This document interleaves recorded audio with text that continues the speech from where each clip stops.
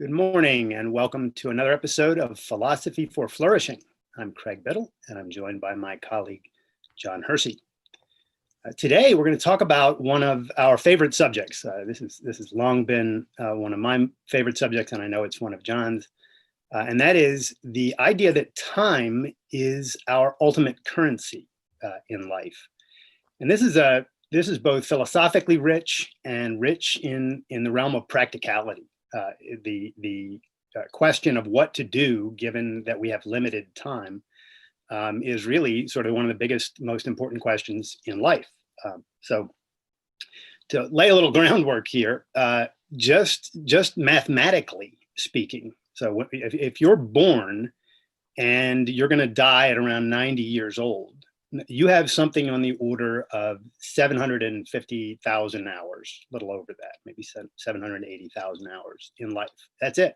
If you talk in terms of hours, and you subtract out of that all your sleep time and other kinds of downtime, and it gets pretty small, even if you're living to 90 or 100 years. And this question of how to spend this time is literally the question of how to spend your life. Your life is your time. It's precisely the amount of time that you have between when you're born and when you die. That is your life. And I love to think about this in terms of, life and death, in terms of the ultimate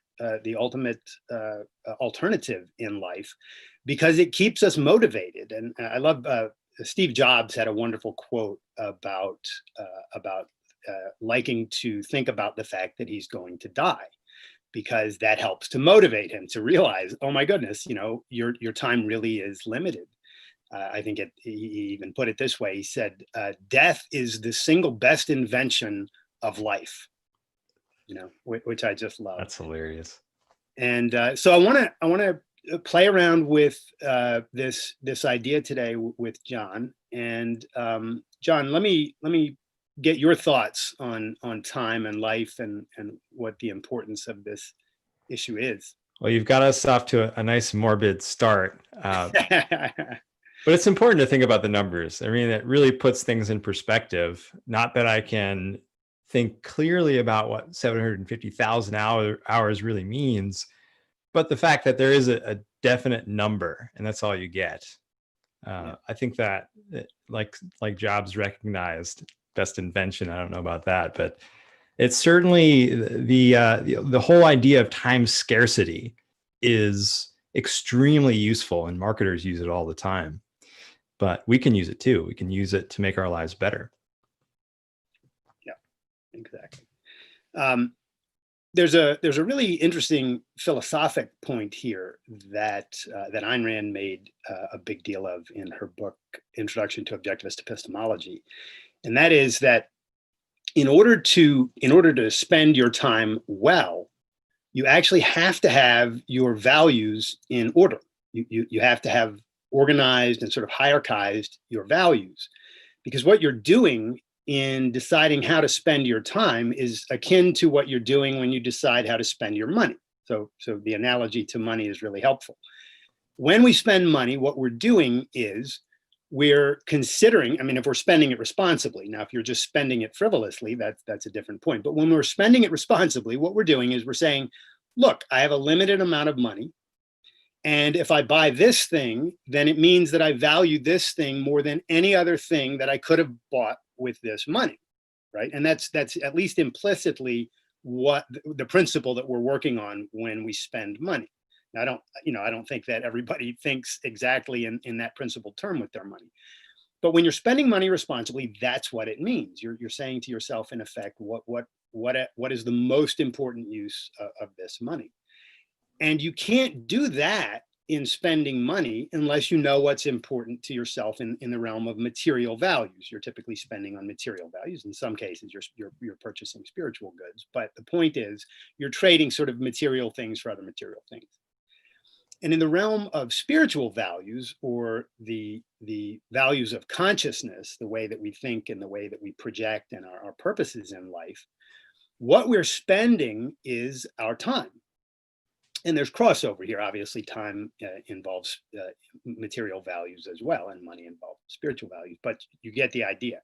So when you're spending time, you're having to calculate, you're having to make value calculations about whether this time is, whether spending your time this way is worth more than spending it in any other way. So if you're going to go to a nightclub tonight and you want to know whether that's the best use of your time, you would have to know what your other values are so that you know what your alternative uses of that time are for your life. And if you don't know that, if you actually haven't figured out what you value most in life, and if you haven't got that organized in a way that you can make value calculations based on that hierarchy, you literally can't know whether going to a nightclub tonight or staying home to read a book or going golfing tomorrow or waking up to work on your novel is the best use of your time, because you just haven't done the work.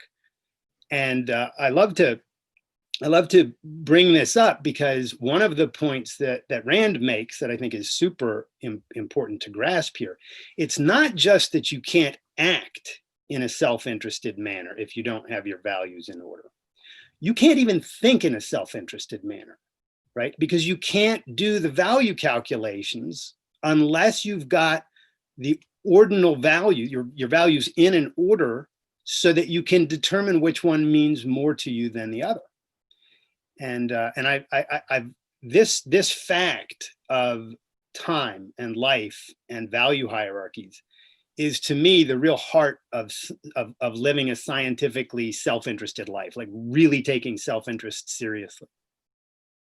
You mentioned Steve Jobs a minute ago, and I think he was a master of focus, a master of essentializing. I used to work for Apple, and one of the posters we had, one of the lines on it said, "There are 1,000 no's for every yes." There are 1,000 no's for every yes. And in the context of like a retail store, that of course doesn't mean that you've got to be customer number 1001 in order to get any help.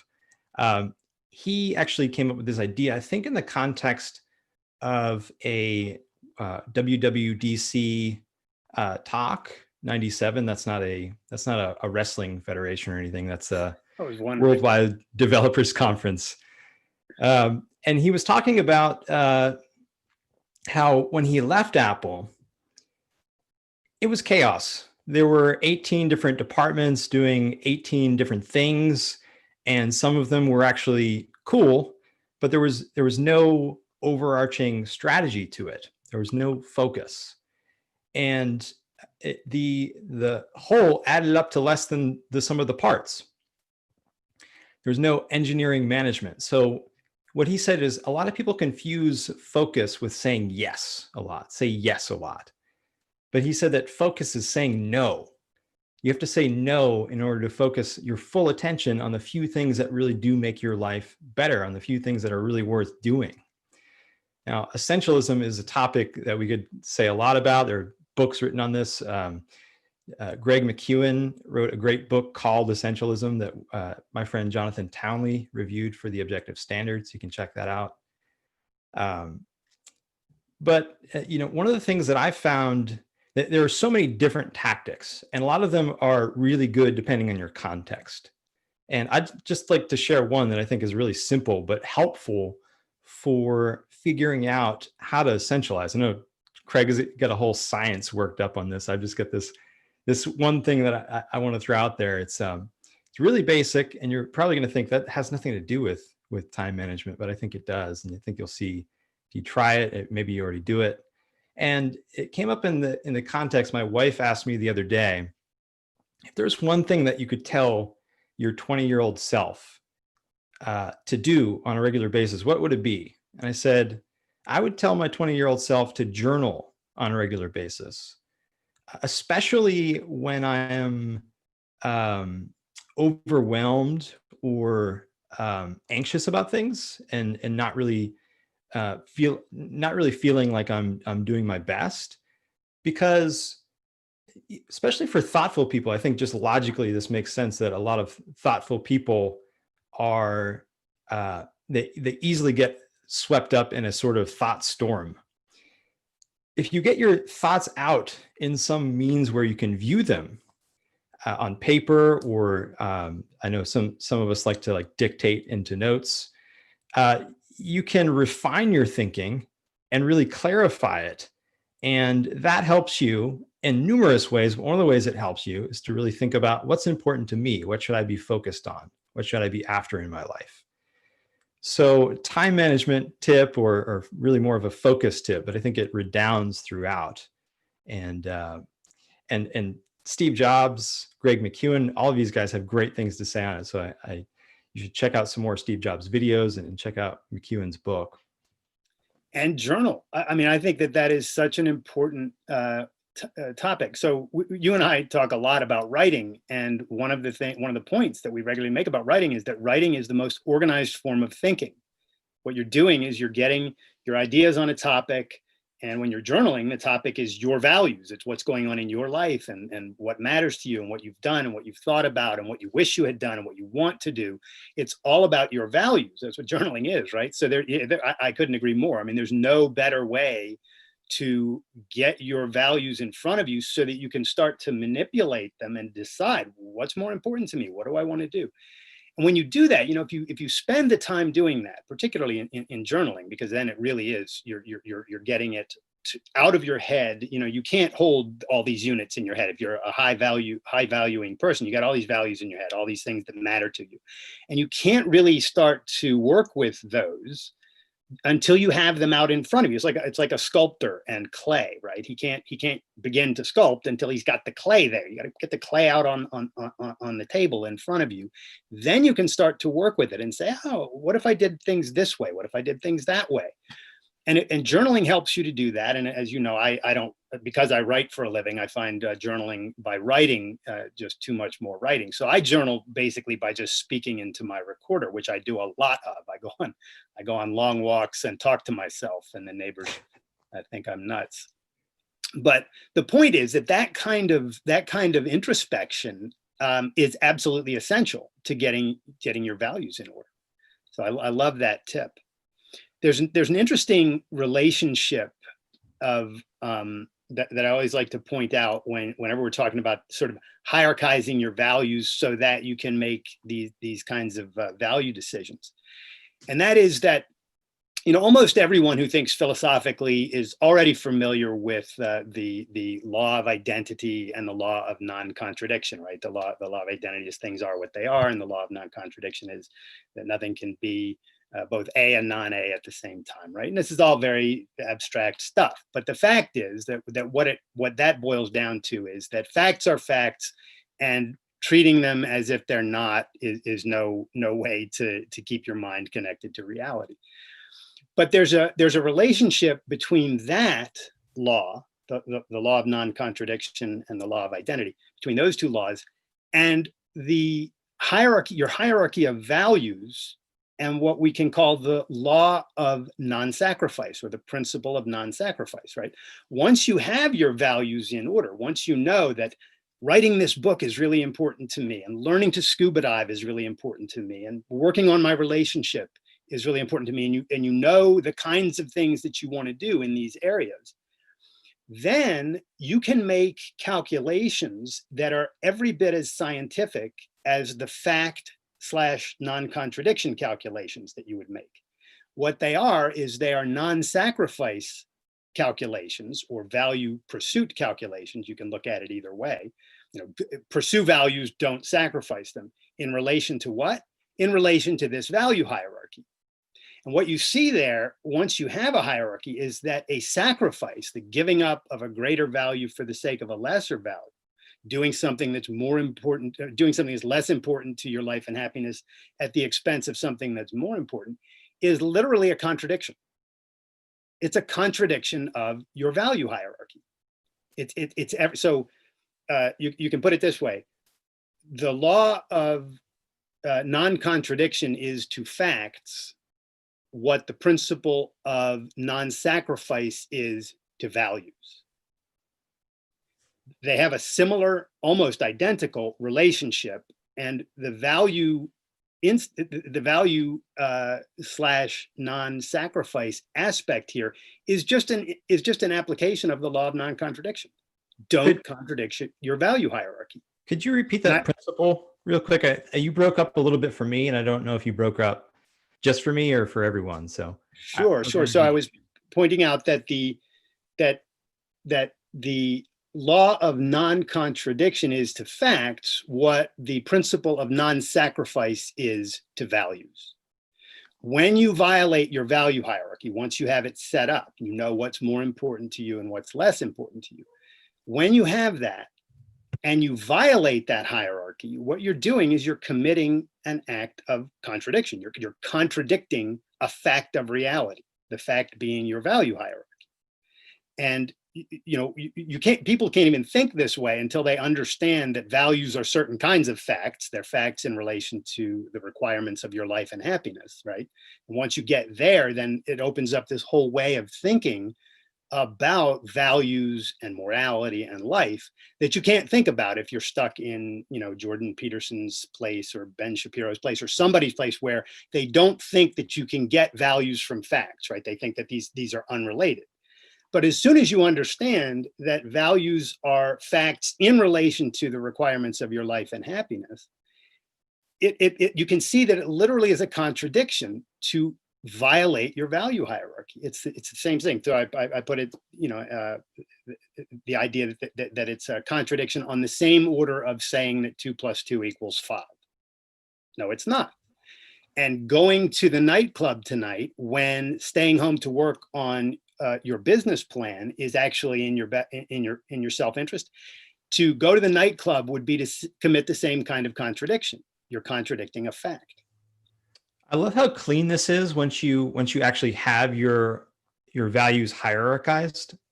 I'm wondering though, if you think there's a less clean, a more dirty element of this, in actually trying to get your values hierarchized. I think that's a place where I've definitely had trouble, and I think other people have as well. Oh yeah, I mean, getting your values hierarchized is the hard part, right? Once you have them set up and you know what you're doing, and then you can evaluate. It's never set for forever, but you get them in order, and then you constantly reevaluate them. But getting to that point is definitely the hard part and the interesting part. But the way you do that, you brought up journaling, which is, I think, a crucial tool in that process. Whether you journal or just think into a recorder or just spend time, with your eyes closed, sort of thinking about what you want to do.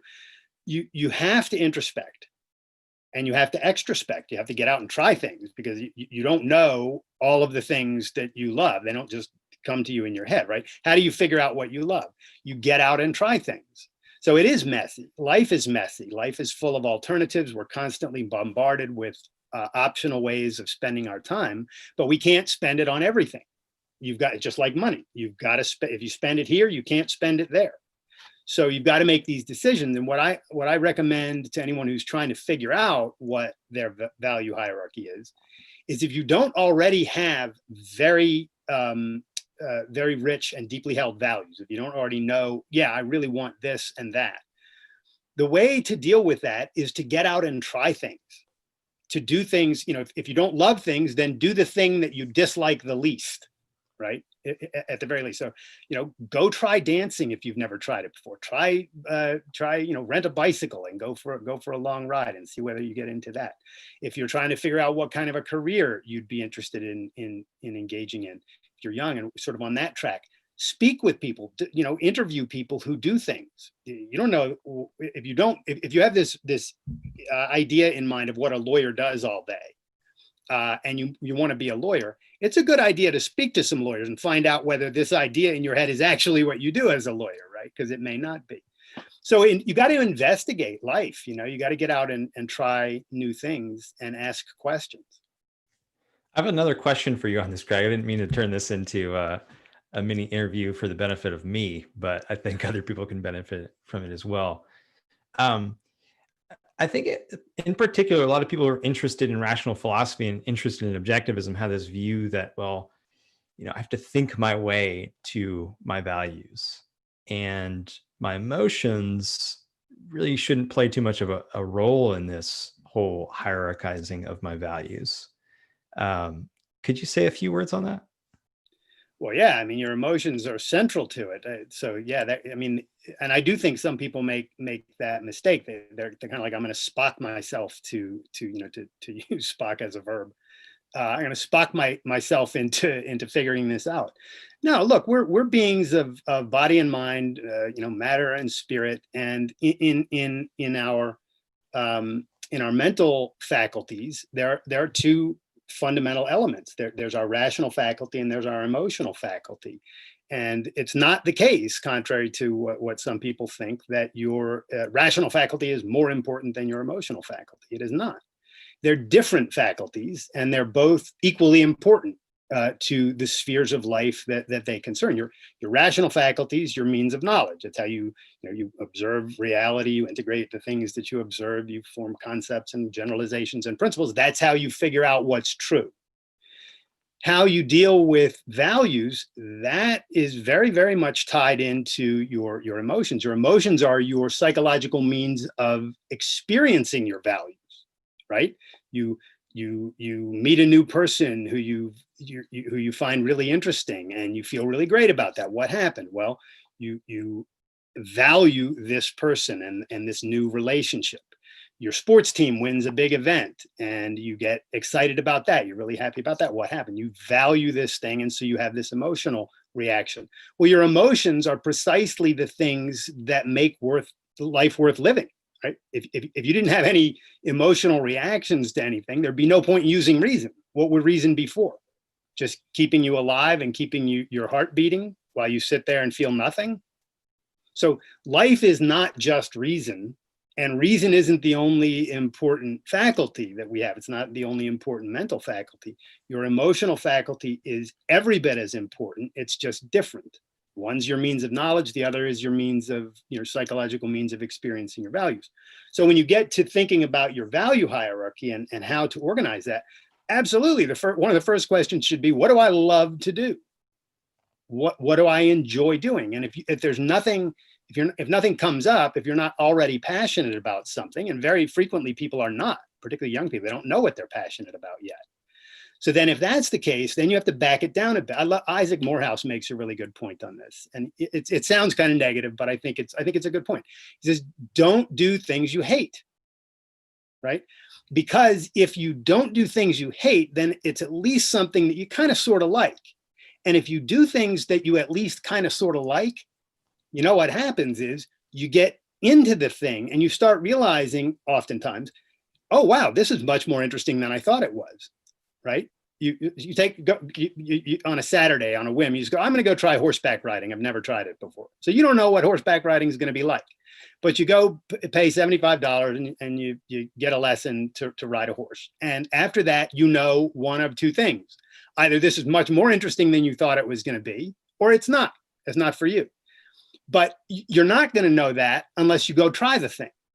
And so if you don't already have passions about things that you want to do, you have to go experience things in the world. And the way to figure out what to try experimenting with is to ask yourself either, what do I love? What do I like? Or if you got to get down to the nuts and bolts and you just can't think of anything that's really juicing you, what do I dislike least? or don't, if you hate it, don't do it, but try other things. So, I love Isaac on this topic. He's great. He is. We ought to mention that he gave an excellent talk at TOSCon 2019. The title was how to make a career how to create a career that makes you come alive. Yes, that was it. Yeah, and he makes this very point in that lecture. That's available, by the way, on YouTube. I think it's out from behind the paywall now, so anyone can go check it. We should drop that into the show notes under this. But yeah, Isaac and the whole crew over at Praxis, the organization that he founded and got started with a few other people, but that organization is really dedicated to helping young people think this way, like figure out how to gain direction in life when you don't yet have it. And one of the points that they constantly make is you've got to try stuff. You have to get out there and do things. You can't just like sit and think and stay in your head. Yeah, you put it in such a beautiful way.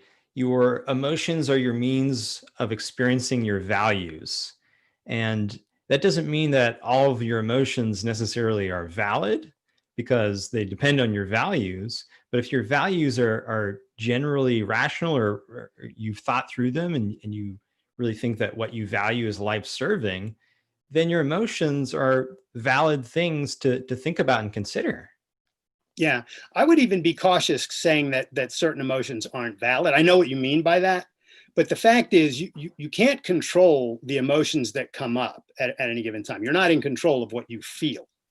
You're in control of what you do in relation to your feelings. And so if you're having emotions that, if you're really frustrated about some aspect of your life and this emotion constantly comes up, well, you can't change that you're frustrated just by willing yourself not to be frustrated. What you can do is you can introspect and say, why am I frustrated? What is the thing I'm not getting that I want that would alleviate the frustration and instead bring me joy? And you can, and again, you're not going to figure this out just by introspecting. You've got to go out and experience things in the world too to know anything. So it's both the in here and the out there. But if you do that, if you spend time doing that, you can figure out what it is that's causing your frustrations or your negative emotions. You can also figure out what causes you positive emotions and do more of that. But you've got to ask those questions, right? You've got to do the introspective work and the thinking about your values in order to figure that out. Yeah, on the comment about valid, where my mind went was, you have to think about your ideas, your premises, the things that you're acting on, and are thus impacting how you feel. And perhaps some of those things aren't really in line with reality, aren't really true. And Yes, so, and that's the part that's not lining up with your emotions are actually lining up precisely with whatever your premises are that are giving rise to them. I mean, that's the thing that's kind of in line. The question is, are the premises and the values that you're embracing, do those correspond to the actual requirements of your life and happiness? So that's where you want to do the work, and it's really important to know that, because if and some people are mistaken, they feel like, oh, I want to work on changing my emotions. Well, you can't do that in that sense. It's not a direct change. If you want to change your emotional states, you've got to and you can do it over time, but it takes a lot of work. You've got to focus on what actually are the values that would both support my life and bring me happiness. And so this by the way ties, I like to define. A lot of people say, how do you define success, and can this thing even be defined? And I like to put it this way, and I think it ties into what we're talking about here. Success, and I don't mean success at a specific task, right? So there's success in the micro realm of I successfully baked a cake. But then there's success in the macro, right? What does it mean to live a successful life? And that's what I mean in this definition. And I think the definition of success is living a life you love in concert with your nature as a human being. And if you think about that, it's got these two parts. So it's the life you love brings in the whole emotional sphere. Like I wake up in the morning and I do these things I love to do, and I have these great relationships. And sure, there's frustrations here and there. There's always that, but I work through those because I've got this beautiful life. But that has to be anchored in the requirements of the kind of animal you are. It's got to be anchored in the nature of a human being. Otherwise, it's just subjectivism. It's not tied to the actual nature and requirements of your life. And this is why Rand's view of ethics is so beautiful. One of the many reasons is that she says, look, life is the standard of value, meaning that it's the gauge against which you can determine what's actually for your life, given the kind of being that you are. But happiness is the purpose of life. Happiness is the thing you're trying to achieve in life, right? And so try to figure out how to live a life of happiness, a life you love, that's in concert with this kind of thing that you are, right? That's what we want. And yeah, I think so. Early on, when I heard these terms, there's the standard and the purpose, I had kind of a hard time wrapping my head around it. And one analogy that sort of helped, it popped in my head, was, there's the ruler, and then there's the thing that you want to build. And you have to use tools to build the thing, but the thing is the end goal. The ruler is just the means of helping you figure out what pieces to shape and where to put them. Yeah, that's a really good way of putting it. You're not just measuring for the sake of measuring. You're not just acting for the sake of it. There's something you're trying to do. What is that thing? You want to build this beautiful, robust life that you love to live. But you've got to do that, though. You've got to know what kind of thing you are. So this whole business of understanding human nature and being true to that nature while figuring out what is going to make your life great. That's objectivity, right? That's objectivity in life, is paying attention to all of the facts that are relevant to this big thing we're trying to do, a life of flourishing. So to tie some of these threads together, if I may, we're talking about time and how it's so limited. We got into focus and why you need to do that and how you can do that, and how journaling can really help you do that. And part of the reason, just to tie this back to the thought about the premises that your emotions result from, journaling can really help you tease out what sorts of things you're thinking and why you feel the way you feel, and refine your thinking in order to make sense of your emotions and begin acting more in accordance with your values. Well put. I like that. You're going to talk me into journaling. I mean, actually writing journaling.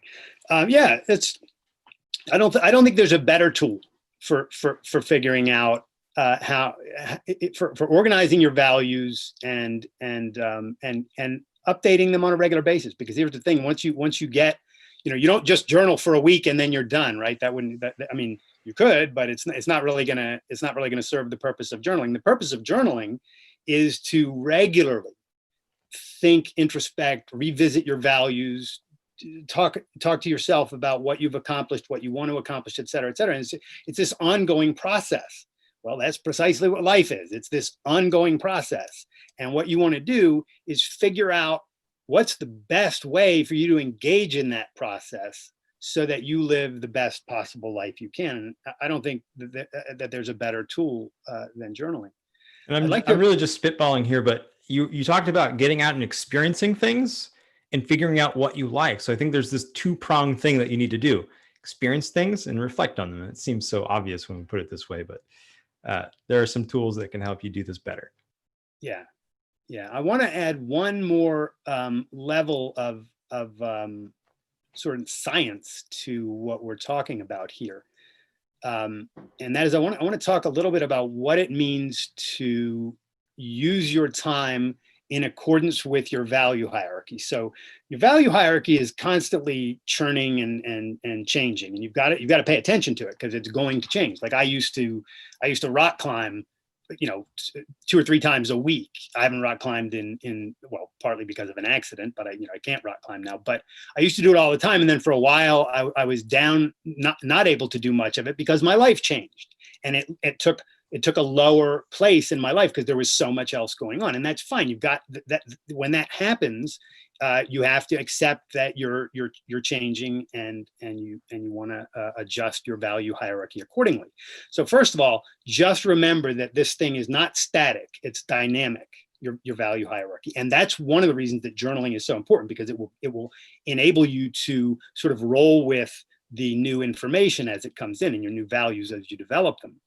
But once you have this value hierarchy, it's interesting to note that there are essentially 4 ways that you can violate a value hierarchy, and it's worth understanding what those 4 are. And the first 2 are the most obvious, and that is, so you can commit sacrifices because you believe that you should, right? This is what the morality of altruism tells you to do. You should sacrifice, you should give up greater values for the sake of lesser values because that makes you moral. So, and you should sacrifice for other people, whether, the poor or your family or God or whomever, because this allegedly is the right way to live. This is what it means to be moral.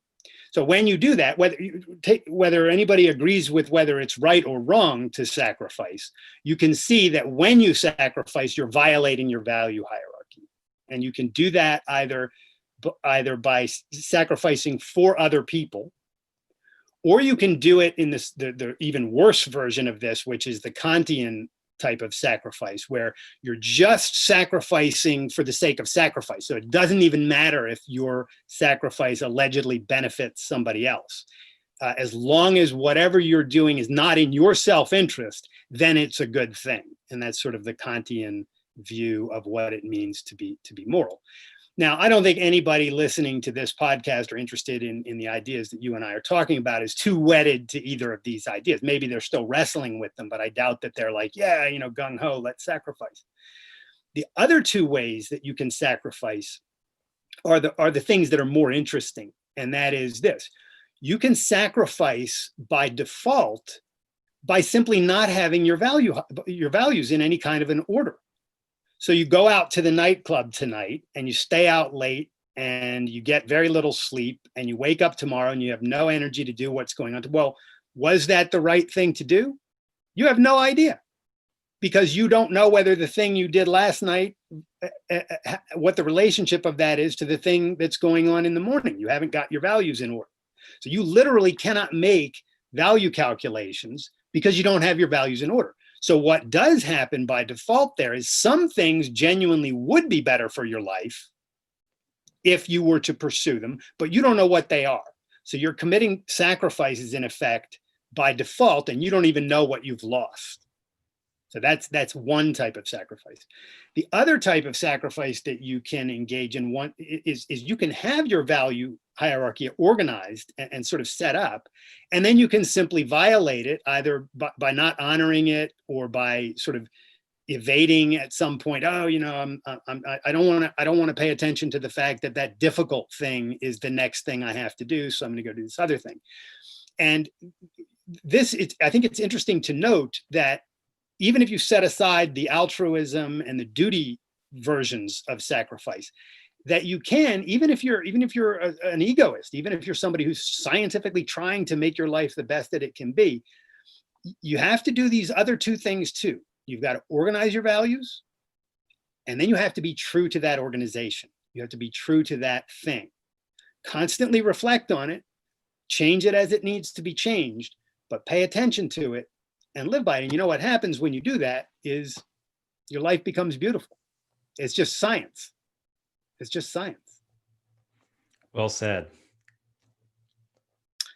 All right. So I guess unless you have any final words here, check out another great book on time management if you're looking for something that's more context dependent but tactics. Dan Kennedy's book. It's like one of the best titles. No BS. Time management for entrepreneurs. No BS time management for entrepreneurs. Great book, Essentialism by Greg McKeown, another great one we mentioned. And I'll put these and others in the show notes for you guys to check out. Great. And I'll just add another plug here. So John and I teach courses at Objective Standard Institute, and among these courses are a course on rational egoism that does a deep dive into what this moral code is, where it comes from, what its principles are, how to apply those principles to make your life great. And we get into a whole lot of discussion about value hierarchies and doing value calculations and how you do that in a scientific way. And there's another course that focuses very much on this, but also brings in great self-help and self-development ideas from fabulous thinkers in that area, such as James Clear and Greg McKeown and others. And that's called Your Super System for Flourishing. And you can find descriptions of these courses and others on OSI's website. So if you like these kinds of ideas and you like to think really rigorously about how to make your life wonderful, check out those courses. We hope you'll join us for some of them. All right, until next week, keep loving your life and keep fighting the good fight.